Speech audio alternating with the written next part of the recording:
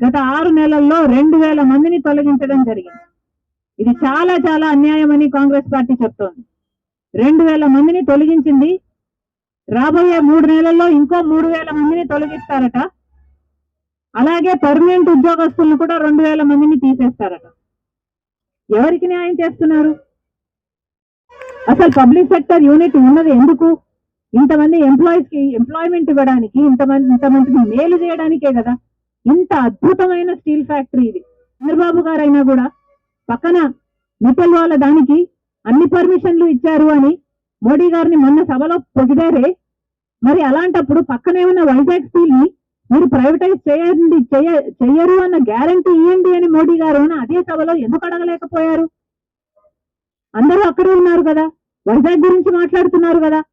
మరి మీకు కనిపించలేదా వైజాగ్ స్టీల్ డిమాండ్ లేదా సేల్లో కలపాలని? క్యాప్టివ్